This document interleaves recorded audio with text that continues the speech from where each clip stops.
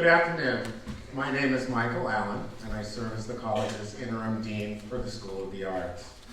On behalf of President John Hernandez and Vice President of Instruction Rick Miranda, it is my pleasure to welcome you to Irvine Valley College and to this afternoon's Violins of Hope program. Equity, inclusion, and access are central to IVC's mission.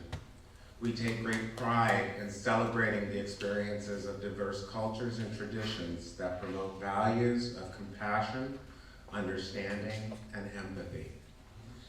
That is why today the college is honored to provide a venue where these relics will be fiddled, bowed, or plucked. Just like each of us in this hall, every instrument used in today's performance looks different, sounds different, and originated at a different time or place. Yet we value those differences when together they result in a unique and dynamic, yet universal piece. I would like to recognize some of the members of the School of the Arts team who played a significant role in hosting this morning's event and this afternoon's program. Standing in the back is Ben Penman, the director of our Performing Arts Center. The gentleman who just stepped out of the booth, Mark Peterson. And chair of our music department, Matt Tressler.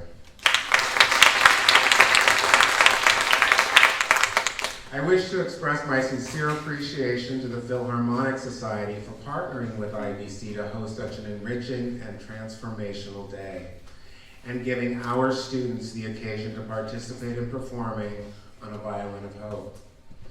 Finally, I wish to remember and express heartfelt honor for the Holocaust victims, whether they be innocent souls or survivors. At this time, I ask that you silence your phones, and I'd like to introduce Catherine Yang from the Philharmonic.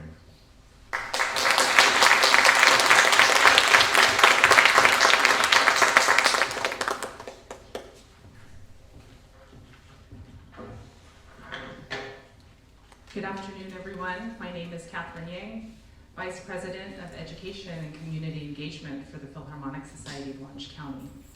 This afternoon, the Philharmonic Society, and for this week, we're honored to share the Violins of Hope, a powerful tribute to the victims and survivors of the Holocaust, told through restored violins once played by Jewish musicians before and during that time period. These instruments are silent witnesses to both suffering and strength, and they now speak again through music. Performing tonight are the talented young musicians of the Arctic Ensemble, which features members of our very own Orange County Youth Symphony, alongside Irvine Valley College students and professors, including Sora Myung, violin and viola professor here at IVC. And today, we will be able to hear over 12 of these historic instruments on stage, plus a viola of hope and one cello of hope. So we have those two. We have the privilege to be in the presence of Avshi Weinstein, co-founder of Violins of Hope, who has toured these instruments all over the world. Jay Grimes, who is a renowned musicologist and is the author of the book, Violins of Hope. And violinist who has also been our artist in residence for this project, Niv Ashkenazi, who performs regularly for Violins of Hope engagements around the country and has one of these rare instruments on semi-permanent loan. Niv has been our artist in residence for this project. Pretty much we've been starting to go to schools and community centers since the beginning of this year in January. And I thank him personally for his guidance as our team has organized these events. When I've been researching and reading and listening to talks and videos, one of the things that was mentioned from Avshi's father, who began this project, he had mentioned something along the lines of I want these violins to be played that what they have to say should be heard.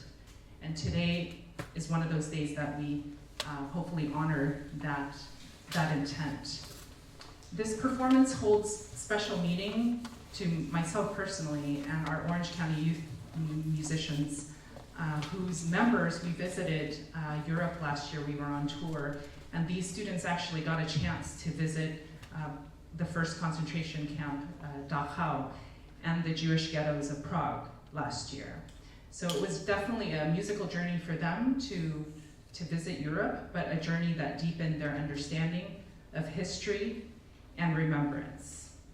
And since last Friday and continuing through June 10th, the Philharmonic Society of Orange County has been presenting concerts and community events around this extraordinary collection, and we have over 60 of them here in Orange County, and we thank all of our sponsors and partners, particularly today, Irvine Valley College, Interim Dean Michael Allen, and the IVC team back there for hosting us in this beautiful space.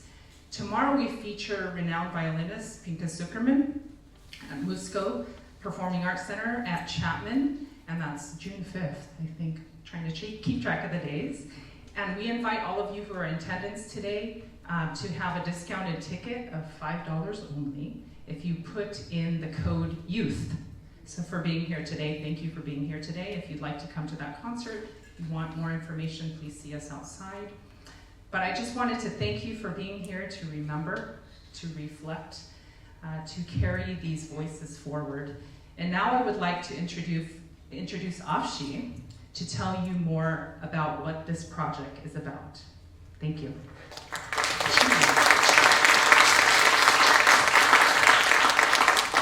Thank you, Catherine. So you'll see me quite a lot today. I hope you won't get too bored.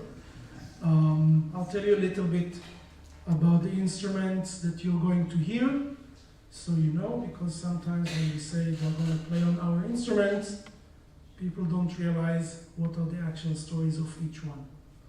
So Violins of Hope is a collection of violins. There's also a viola and a cello, as you heard, and you'll hear them tonight, which many of them survived the war. Some of them were made by Jewish violin makers before the war. Unfortunately, those people did not survive. Some of the musicians who played the instruments survived, some unfortunately didn't. The way the whole project began was like with many great things, by mistake. My father's side, my grandparents immigrated to Palestine, to Israel in 1938.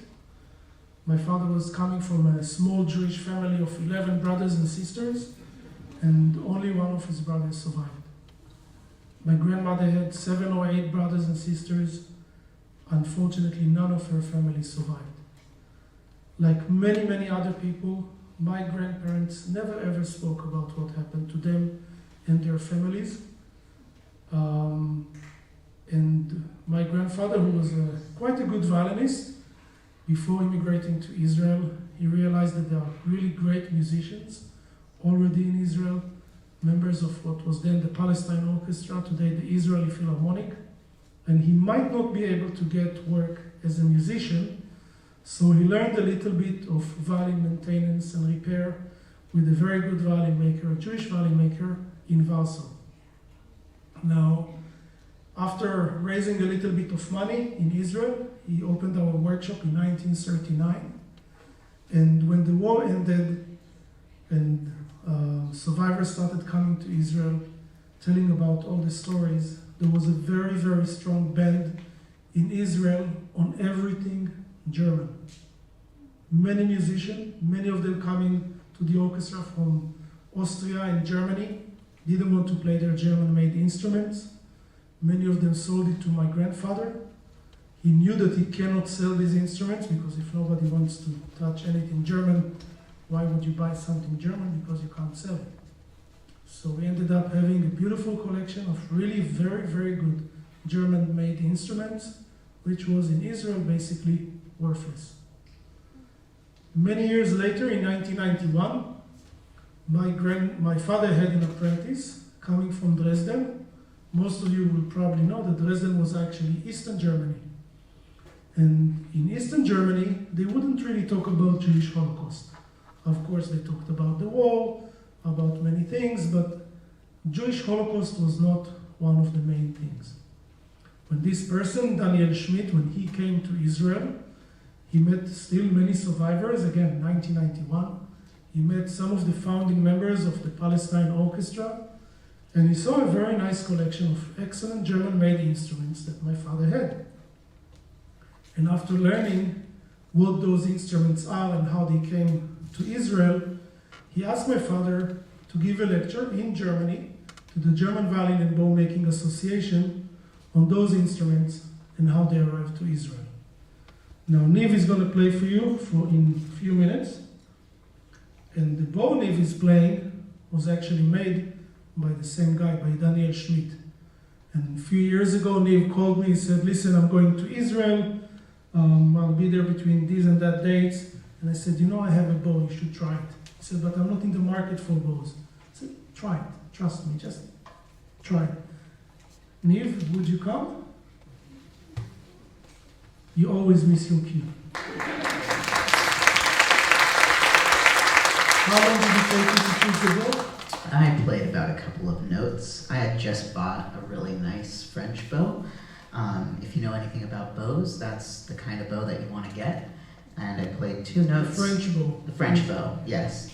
And I played 2 notes on that one and decided I needed to get rid of the rest of my savings and buy this bow. Yes. So we know each other for a very long time. We've done many projects together. It's always great fun to work with a good friend. And the first violin that you're going to hear, I'm not going to talk about what you're going to hear because you all know it. This is a violin which belonged to a Jewish violinist and a teacher. He was in Austria, and after a while, there were no countries who allowed Jews to come in, except of which country gave all the Jews who came to there could come in with no visa. Which country was it? Any ideas? Israel? No, you couldn't go to Israel. Shanghai, China, that's correct. There were about 40,000 Jewish people who immigrated to China in those years, and the musicians who immigrated to China were basically the first people who taught Western classical music in China. One of them was the owner of this violin. This is how he survived. He sold it to one of his students, who later on immigrated here to the United States and sold it to a very good friend of my father. And he called me and said, listen, we have this violin, would you like to have it in the collection? We said immediately yes. He said, but don't tell that guy, who was a good friend of mine, and he's a Chinese guy, that you bought it from him, because otherwise he'll be mad at me that I didn't tell it to him. So you're going to hear Niv on the Shanghai violin, and then we'll continue.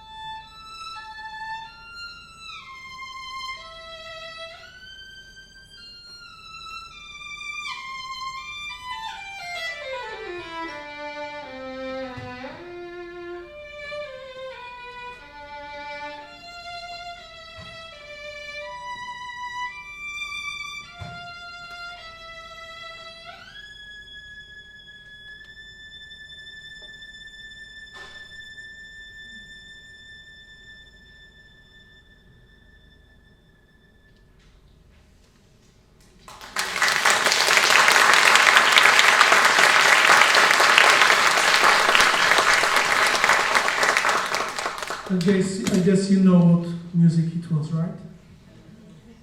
You remember who is the guy who recorded it first time? Yitzhak Perlman, that's correct. And Yitzhak Perlman told me that he still remembers the day my grandfather came to him, to his house, which was behind our workshop in Tel Aviv, and actually gave him his first violin. Now, there is nobody here from the British government, right? Okay, because this is one of the very first violins my grandfather bought from members from what was then the Palestine Orchestra. But my grandfather was a very enthusiastic Zionist, and he didn't really believe in paying taxes to the British government, so he never kept books. So we don't really know the actual names of the people he bought it from, but everything came from the orchestra, many, many instruments. We also have a very nice collection of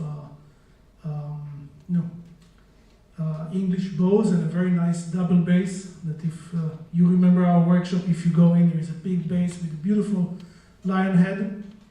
And the story behind those instruments is there was a British orchestra who came to Israel. And what do British people like to do? Tea? No. No, British soldiers don't drink that much tea. They drink beer.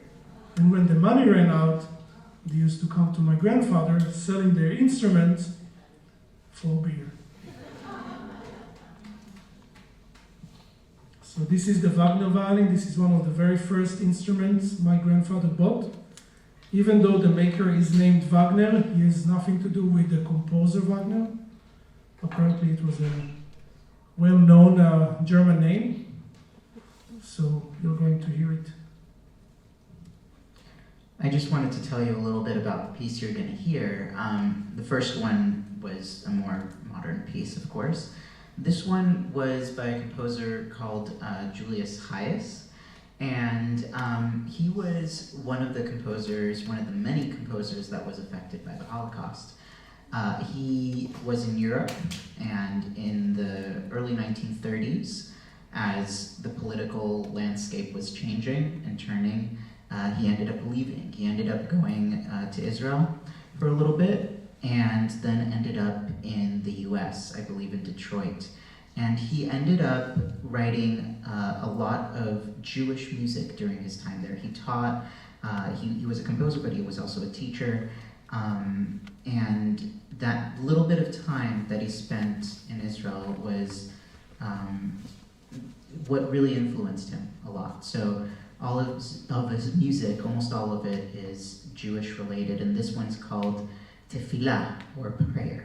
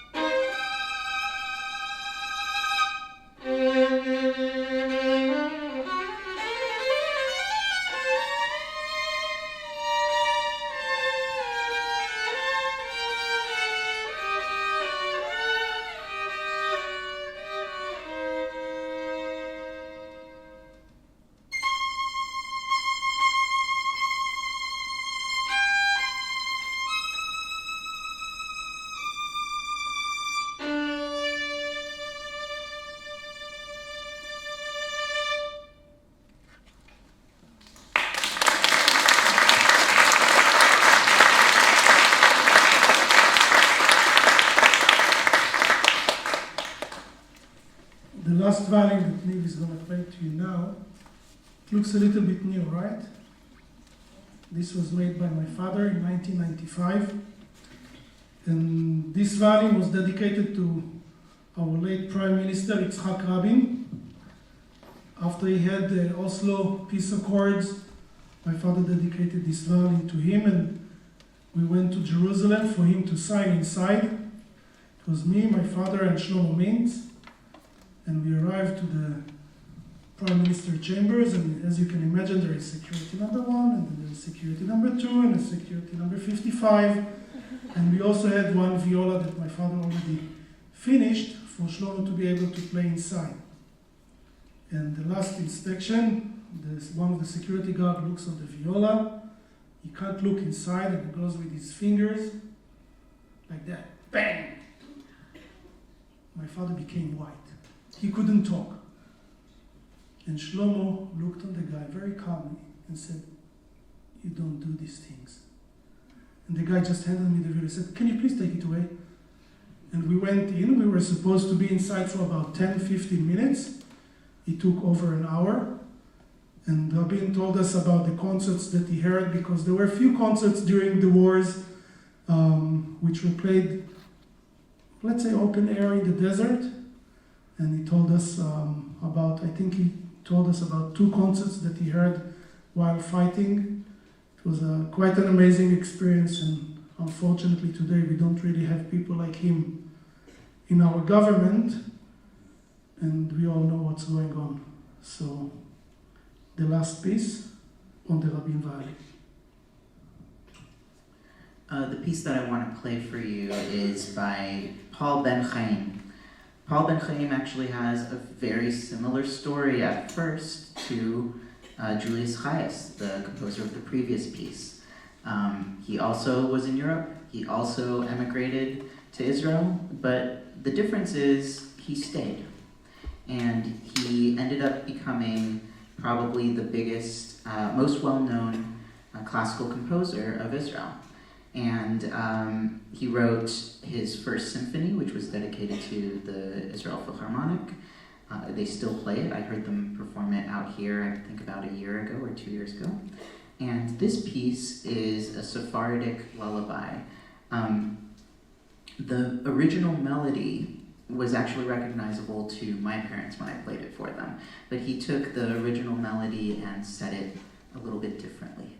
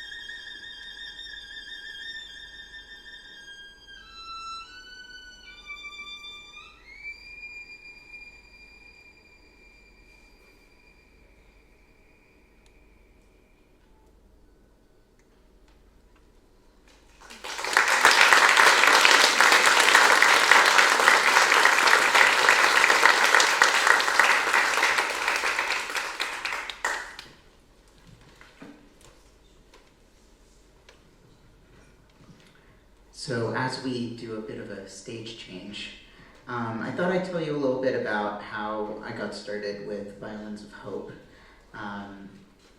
We go way back, as Afshi said, back to... Look that way back.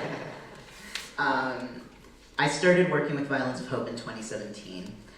So Violins of Hope as a collection travels all around the world, and my first opportunity to work with them was in 2017 in Sarasota, Florida. And we basically did school visits in the morning and public concert in the evening. It was myself, there was another violinist, and a pianist. That pianist actually ended up being the pianist that I recorded my album on one of the Violins of Hope with, which is out in front. And it was a really great friendship that was built there. So while we were doing this, it was really meaningful to get to hear the stories of these instruments from Afshi. And each morning I'd hear about the same instruments, but there was always one new little bit of information that would come out just because Afshi was retelling the story and a little new tidbit came out. And it was very emotional. It's one of those things where when you're playing these instruments, I'm listening to the stories, I feel very connected to these instruments, and knowing their past makes you more connected to them, but you're also there to play. So sometimes, depending on how emotional it is, you have to set your feelings aside a little bit. And for me, it's always about letting the voice of each instrument come through, because they each have a unique voice. So as we were working together, I asked Afshi if we could borrow an instrument for a later performance that we happened to be doing that was also Holocaust related. And to my surprise, he said yes. And that ended up being the instrument that I currently have on long-term loan, just because I never had time to return it before being asked to do another event. I mean, I like the instrument. So it's been really wonderful getting to work with Afshi, getting to work with the collection, and getting to know these instruments. These instruments, only one of them I've played on before. Two of them this was my first time playing on them. So I'm still getting to explore these instruments, but having one on long-term loan lets me develop a different kind of relationship with that instrument, and that's been very special. And I think now we have some more music.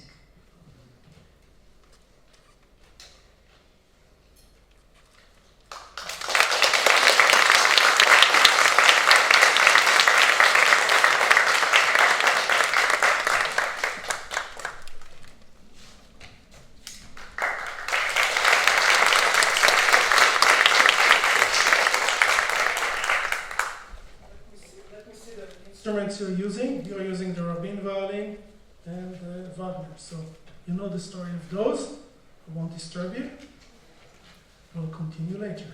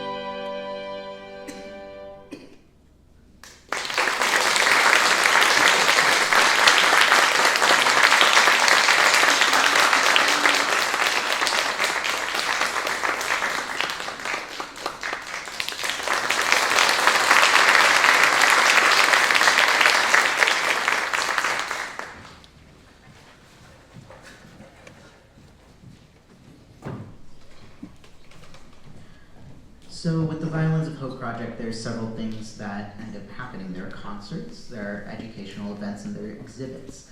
And part of the educational events, it's always been really interesting to see. You know, we still have, luckily, some survivors left alive, but they are kind of the last connection that we have to the immediate past. And these instruments, what I've seen from doing these education events, are also a way for kids that we go to their schools to connect with a very difficult subject. It's difficult for adults, it's definitely difficult for kids to really fathom what happened. And having a physical object there and hearing music on it has, in my opinion, helped them kind of understand and connect with it in a more open way. So that's been a very important part for me with my part in the Violins of Hope collection. And I think we have some more instruments coming out.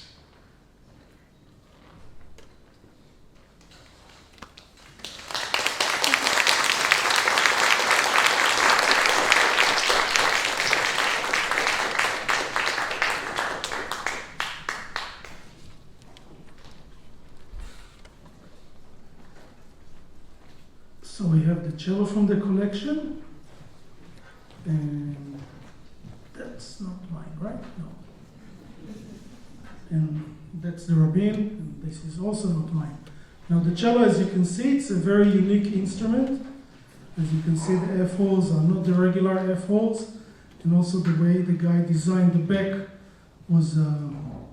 is very different than other instruments.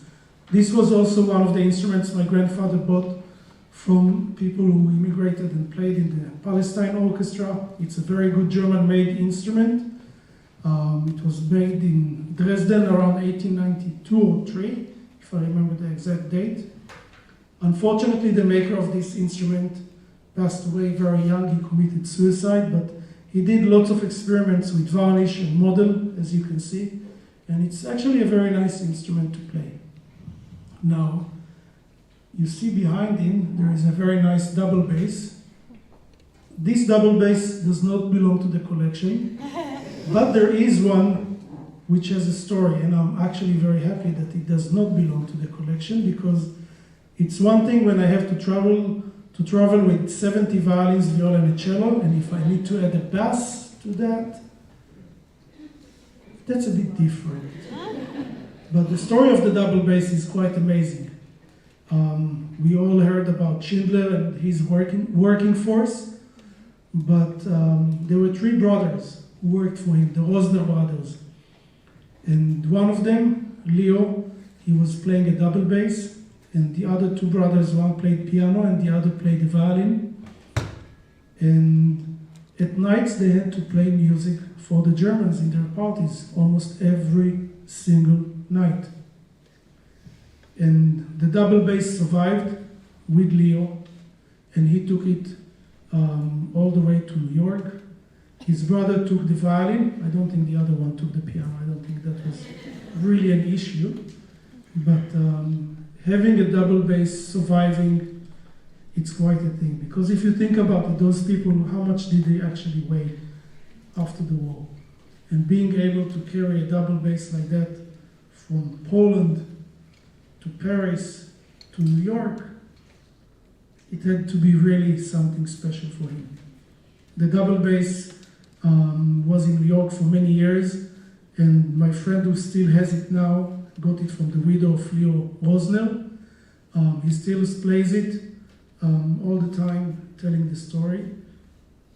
And like I said, I don't know if we will ever get it to the collection.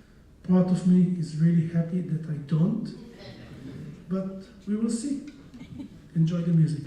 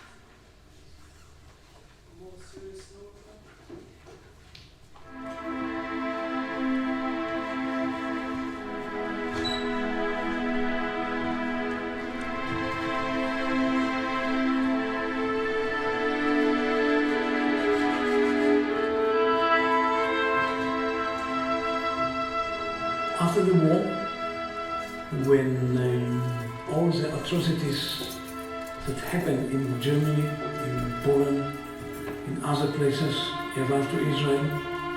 This is the most difficult time of my life. When I ask my mother, where is my grandfather, where is my grandmother, where is my aunts, where all the family, she used to take a book of Vilna to show me the Ponar forest where they keep all the Jewish people, 80,000 people, and say, here is your family. My father, when he learned what happened to his family, how he lost about 400 people, he never spoke again about the Holocaust. Never. When the war ended, my father was the head of the Vilna Association in Israel. So many of the new immigrants who survived and escaped came to our house for the first day in Israel. Nobody wanted to play on a German instrument. Nobody wanted to touch it anymore. So they came to my father and said to him, if you're not buying this violin, I'm breaking it or burn it. And for my father this was sacrilege. And he bought every instrument that people bring it to him, and he knew 100% he can never sell it again. He could not fix it, but he could not throw it away. Amnon's spirit is expressed in the way he works. He brings the violins more to life than they were originally made for. He calls me sometimes and says, listen, there are those two sisters who came here, old ladies, who buried the violin in Holland underground and took it out after the war. And they brought me that violin. I'm going to bring it back to life. The Holocaust is a story of death, but the Holocaust is also a story of hope, because many people survived. And the music was a part of it. I was asked to share a few words with you about the man we just saw, my dear friend Avshi's father, Amnon Weinstein. He passed away a little over a year ago, and as the Jewish people say, may his memory be a blessing, or may his memory be for a blessing. I love that saying. Amnon had a very difficult childhood, as he alluded to in this short video we saw. He was just a small boy, 7 years old or so, after the Holocaust, when his family learned what had happened, when his parents learned what happened to their family, which was that 400 people all had been murdered. It was too much for his father, Moshe, to bear. Moshe had a heart attack that evening. He survived it, but never spoke with his family again. As you saw when Amnon asked his mother where my aunts, my uncles, my grandparents, she would take out that book she had found about Panari massacre and say, this is your family. So he grew up in this house where the guilt and sorrow of so many losses permeated every aspect of the family, but nobody would talk about it. So as he grew up, he apprenticed first with his father and then became one of the world's great violin makers. And so really we have this confluence of this man with this extraordinary mission to try to reattach to his lost heritage, doing it through this amazing craft, really one of the greatest violin makers of his generation, and then passing that same tradition on to his own son of repairing violins. He had mentioned at the very end of the video, this idea of stories, and it's very appropriate because this Violins of Hope project is very much about storytelling. We talk about the Jewish Holocaust, we talk about 6 million deaths. That number is just so big, it's impossible for the brain to comprehend. And I think that's why it's so important that we have the writings of Elie Wiesel or Primo Levi or the Diary of Anne Frank.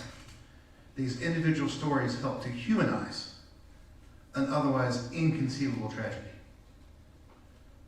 I'm a music professor at the University of North Carolina at Charlotte, and as I like to tell my students, or remind them, the Jewish Holocaust is not a single story of 6 million deaths.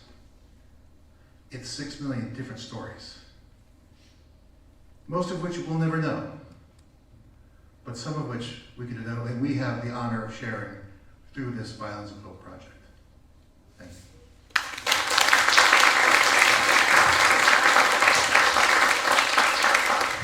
Well, Dr. Jay Grimes. It's always good fun to do this thing with friends, and we've done it for the past, almost 15 years together in all over the country, basically. So it's always very funny for me, who almost didn't make it out of high school, to go and talk after a professor in the university. So we'll have the musicians come along, and then I'll tell you the rest of the stories of the instruments that you're about to hear. And then we'll finish with some music and maybe a very short Q&A afterwards as well.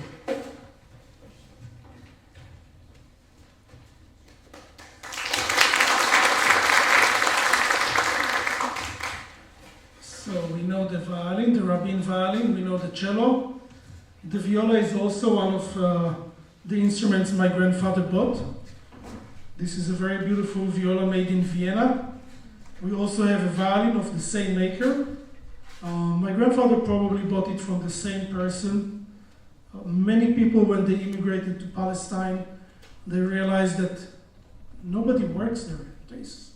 Tel Aviv was a little bit bigger than the parking lot here you have outside.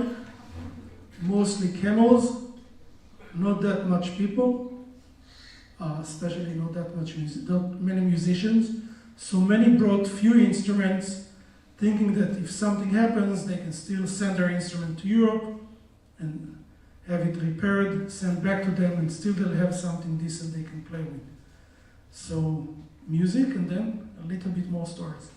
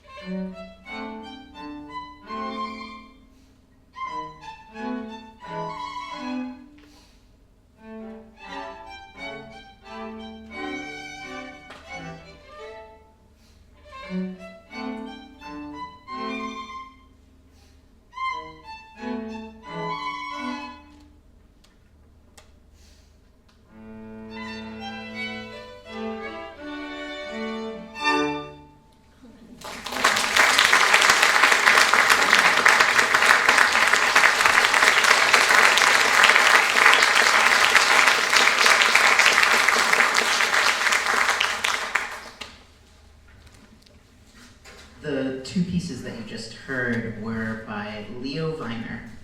And one of the things that I've really enjoyed, and I think other musicians have too with this project, is getting to explore these pieces by musicians that were affected by the Holocaust. Some survived, some didn't.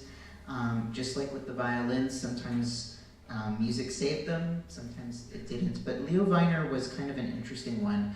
I actually heard about him in my first year of college, and I played his sonata with another pianist. And I loved his music, but there was always a weird gap in his bio right around World War II. And you know, his life continued afterwards, so knew he survived, but wasn't really even sure if he was Jewish or not. You know, Weiner sounds Jewish, and there's just a weird empty spot. With a little bit more digging, and actually with talking with Jay Grimes about this, I finally found out a little bit more. He was a professor at a university, and the head of the music department there, Dochnani, he actually managed to protect him. And Leo Weiner at the time, around that time, he was already quite popular, but his music was the popularity of his music was kind of declining. It was too old school for the time. He has a very, most of the time, Strauss-like and different kind of feel to him. But these pieces, funnily enough, were more, a foxtrot and the other dance. They're more folk songs, folk dances type of feel. And so this actually originally came from a solo piano piece. And I ended up arranging this because I had a quartet that I was playing with, and we wanted to play something by him. And that's actually part of what my wife, who's a bassoonist, and I do is, through Violins of Hope, we discovered such wonderful music, and I love getting to play it when we do Violins of Hope, but we're starting to also try and continue to promote these composers that have been overlooked a bit in just regular concert programming. And I think Afshi has some stories of violins to tell you. Yep.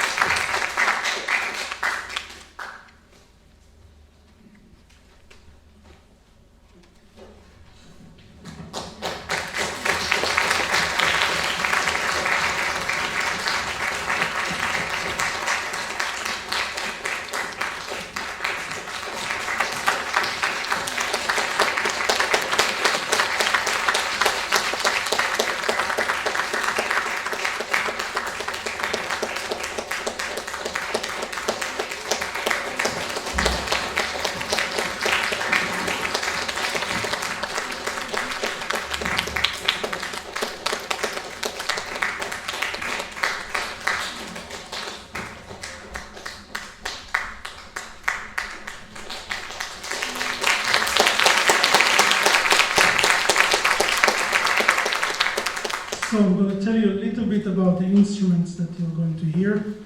So first of all, I was asked to tell you that these are musicians from the Youth Symphony and IVC combined. Did I tell you right, Catherine? Yeah? Okay. Do I get the bonus? Okay. So this is a violin which was made by one of the best German violin makers who worked during the war, Strobel. This was made in Berlin in 1943. So even in the worst times of the war, there was still lots of music played in Germany, lots of instruments being done and worked on in the war. Now, some of you, those who've seen the beautiful collection out there, saw these violins with the Stars of David here. Now, these instruments are really, really simple. These were made in an area called Schönbach. This was the border between the Czech Republic and Germany. Every week it was a different country. They made many different instruments with many different ornaments, Stars of David, crosses, whatever you can imagine. Many of those with the Stars of David were played by klezmers, which were the Jewish folk musicians. These are rather very simple, very cheap instruments. They were sold here for about $5 at Sears, so you can imagine what was the actual price back home. Let's see. No. Wagner we know. This is again one of the Jewish violin makers. His name was Jacob Hackert. He studied in Mircourt in France. This is the first violin he made in his life in 1904 in Mircourt. Unfortunately, he died. He had a very successful workshop in the Netherlands, but he was sent to Auschwitz and he was killed on May 22nd, 1944. Okay, let's see what else do we have here. This one we talked about. The viola we know. Those are not my instruments. We know the cello. Okay, this is a very interesting story. It's a little bit difficult to see from here. This violin belonged to a young Jewish boy who lived somewhere around Belgium, and one day he never came back. When the war ended, they realized that he would never come back. The family that he stayed with kept the violin, and when the daughter of the lady started playing, she gave her this violin. Sometime later, she told her daughter the story of the boy who never came back. The little girl ran out to their garden, picked up some flowers, and put it inside the violin. Many years later, when my father opened the violin, he saw those flowers, of course a little bit more dry, and he decided to make a small box. You might be able to see it later. If you look from here, there's a small box inside which holds the flowers. It was a very big argument between me and my father to do it or not, knowing that I'll probably have to repair it God knows how many times when it actually starts buzzing. But right now it doesn't, and the flowers are still there. Okay, that's not mine. This is again one of the instruments which were bought by my grandfather from the Palestine orchestra members. And now we know the story of the Shanghai. This is another very interesting story. After my father gave the lecture in Germany, he spoke on a radio show and he asked people if by chance they have instruments which has connection to the war. The very next morning, the very first phone call was of the owner of this violin, Nadir Korngold. His uncle played this violin. You can see there is a very small Star of David on the back, and there is a label inside, and the label is in Hebrew, and it says, "I made this violin for my loyal friend, Mr. Shimon Korngold, Warsaw, 1924, Yaakov Zimmerman." Yaakov Zimmerman was one of my grandfather's teachers in Warsaw before the war, how to repair and maintain instruments. And Shimon Korngold was a wealthy industrialist, probably a music lover, and the only thing that survived him after he died is this violin and a very small photo of his playing on that instrument at home in Warsaw before the war. So, for the final piece, thank you very much, and we'll have a little bit of Q&A afterwards as well.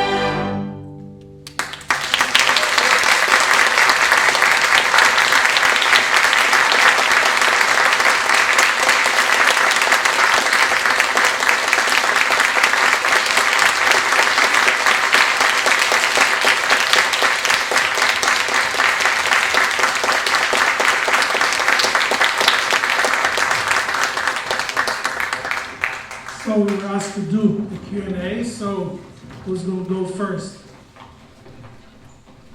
Any questions? Yes? Yeah? Did any of the German-made violins ever get successfully resold? Today, yes, very much so, yes. They won't be as expensive as the Italian or the French from around the same time, but I am selling very nice German-made instruments today, yes. There's been interesting use of DNA to record, and even mass spectrometry to record environmental conditions that instruments have experienced and people who have come in contact with them. Have you explored that possibility? I don't have that much money. No. When I see an instrument, repeat the question. You'll have to repeat it. There's a fascinating area where you collect the DNA or the environmental conditions using mass spectrometry off of historical artifacts. And I was asking if anyone has explored those in these incredible collections. So the people who actually make money from violin making are the experts. Those who write certificates for the really expensive instruments and take percentage. I'm not one of them. So the very expensive ones, they do try to do some carbon dating and stuff like that for the wood to understand a bit from when the wood was cut. Doesn't mean that this is when they actually used it, because I can tell you that once I found a package of bridges in our workshop and the date was 1927. It's long before my father was born. My grandfather was probably 10 years old. And I asked my father, I said, what's that? He said, oh, this is something I got from my teacher in France, who had it from his father, and still not used. So I've never done it. Maybe one day, I don't know. The thing is that when we do lots of big restoration like we do on the instrument from inside, I don't know how much DNA and stuff like that can still be relevantly inside. Lots of people try to do, for example, varnish analysis and stuff like that for Stradivari's. Guys, after 300 years of playing, those instruments were being polished so many times. The actual amount of original varnish of Stradivari almost doesn't exist. So from my knowledge, no, we have never tried to do it. If one day someone wants to try, I'll be more than happy to help. How did you decide to follow your father's path of being a violin maker, and do you play? Okay, let's start with the second question. I played. So Pinchas Zuckerman was going to perform tomorrow. His teacher in Israel, her name was Ilona Feher. She was a very close friend of my father. She also survived the war as well. And many years ago, she heard that I'm studying violin when I was very young. And she asked my father, why don't you send Avshi to me? And my father told her, I wouldn't do it to you. Is that a good enough answer? The first question was, why did I start working? So, I didn't really love school. I mean, I did graduate, but I loved working with my hands. I loved working with wood, and I remember that as a young boy going with my father to the accountant or to do this and that during vacations. People always asked him, so is he going to be the third generation? Because most of these people, they knew my grandfather. And my father always said he doesn't have any other choice. Not so sure if this was reverse psychology or what, but I ended up working, so I think it worked out for my father quite well. Yep. What are the colors of the flowers inside of the violin? What colors are the flowers? What color are the flowers? Oh, I don't remember. But I'll show it. Come to me later, I'll show it to you, and then you'll tell me, okay? What type of wood is the violin made of? Okay, so the back, the ribs, and the scroll, around 95% of the time would be done from maple wood. The top, always, with no exception, from spruce or pine. Sometimes they would use beech wood for the back and ribs. There is another wood, poplar. This is local Italian wood. You have to be really crazy to work with that. It's very difficult. But most of the cases, maple wood. Did you find out any different design things when you restored some of the violins? Not that much. Most of the instruments are relatively almost the same. Of course, the models are a bit different, but relatively not that much. We have a collection of different shapes of violins. Most of them were done here in the States. Fiddlers, I mean, they would make their own instruments, so whatever they made, this is what they did. But the violins that we have are, let's say, regular classical violins. And a question about the klezmer violins. What makes them different from other ones? Nothing.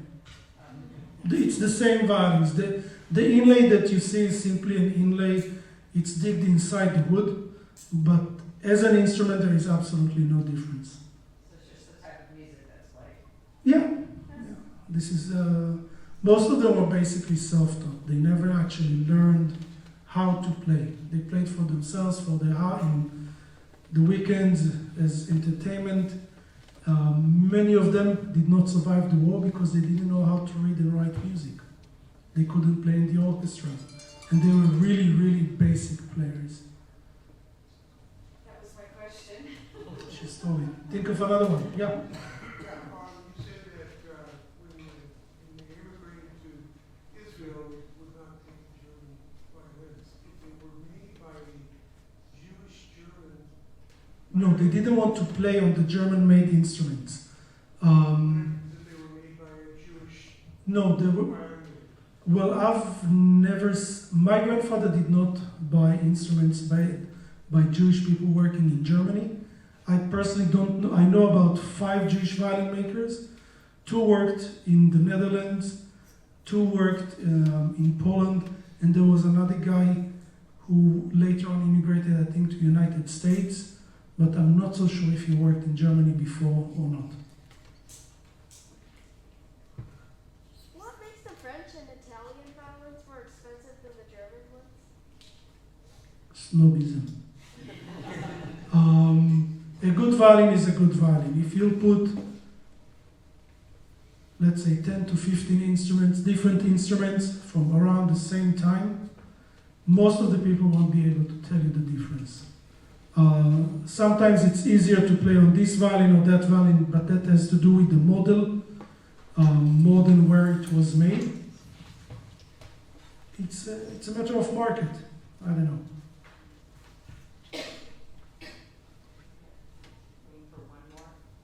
Okay, last question. I have a cute story I can tell if you'd like to. Yeah, sure. Microphone.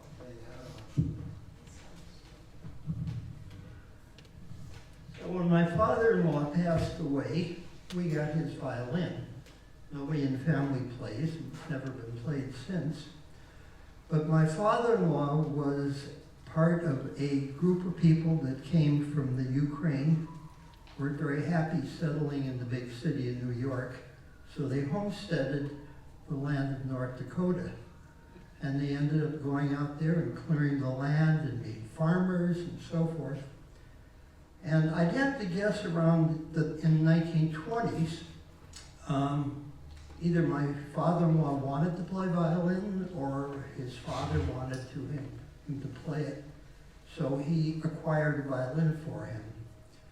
When we got this violin, we looked inside the keyhole, and there was this nice little label with the name Antonio Stradivarius on it. I was shocked, but I really didn't believe that it was a Stradivarius, considering where these people came from and what they had as far as wealth goes. So we kept it for a while. There happens to be a family of Luthers in Costa Mesa here, and I took the violin to them one day, and I asked them to look at it. And they said it was a nice violin, and it was probably worth a couple $1,000. But as he explored it, he found that looking deeper inside, there was another label. And there was that of a German violin maker. So they were trying to pass it off as being much more than it actually was.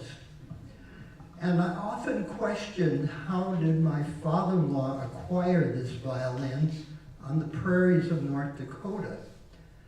And these people answered the question for me.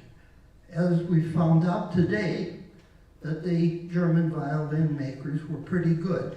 Maybe not quite as good as the Italians, but pretty good violin makers. And during the period of the first half of the 20th century, they made a lot of violins and sent them to the United States. And the people that sold these were Sears Roebuck. They would sell them out of their catalogs. I don't know if most people here, well, most people probably know what Sears Roebuck is. But it was a large mail order situation. And if you lived in South Dakota and you had a catalog, you can order a violin from New York or someplace like that. So it turned out to be a very cute story.